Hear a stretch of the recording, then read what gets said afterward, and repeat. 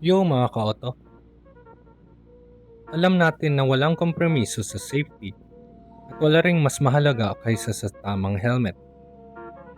Sa guide na to, tuturuan ko kayo kung paano pumili ng helmet na akma sa paligid ng Pinas, komportable sa klima at swak sa budget mo ngayong 2025. Tara, let's go!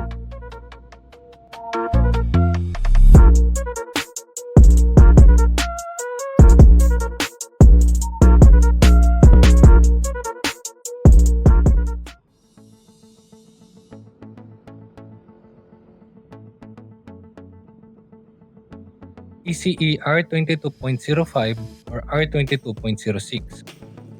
European standard na madalas available sa premium brands. Ang DOT ay US standard, hindi kasing strict ng ECE pero acceptable kung certified.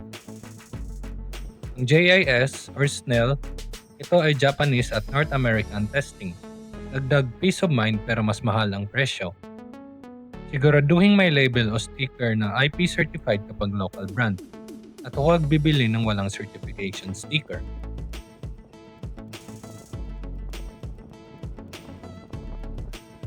Ang full face, ito pinakamataas na proteksyon.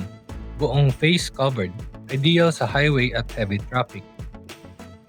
Ang modular, flip-up visor, convenient sa stop-and-go urban rides, pero may konting dagdag timbang. Ang open face, magaan at presko sa mainit na panahon, pero less face protection. Ang half face, budget at very light, pang short trips lang at city cruising, hindi pang highway. Piliin based sa riding style mo. Kung madalas sa expressway, go full face. Kung eskinita lang, pwede modular o open face.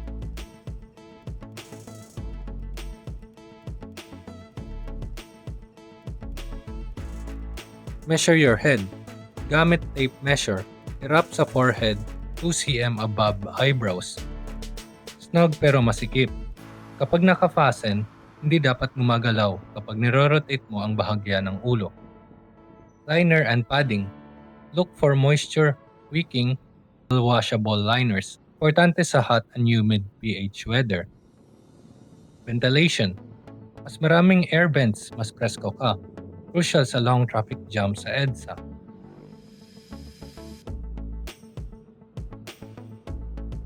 Visor quality, anti-scratch, UV protection at easy release mechanism para madali malinis o palitan. Pin lock ready para hindi magpa-fog sa rainy season. Bluetooth comms ready kung mahilig kang makipag-chat sa tropa habang nag-ride. Reflective accents, dagdag visibility sa gabi. Swak sa short trip sa province o city.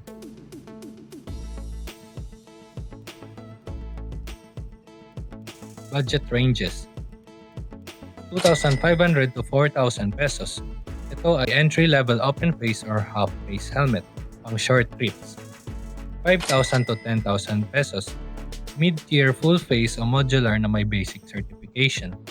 12,000 above, premium full face, ECE, DOT certified at may advanced features.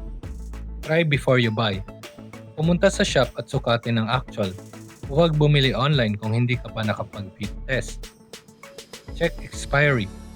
Helmet lifespan is 5 years. Huwag bilhin second hand na may malalim na gasgas o dents. May helmet na ba kayo o plano kang bumili? Comment down below kung anong brand at type ang napili nyo.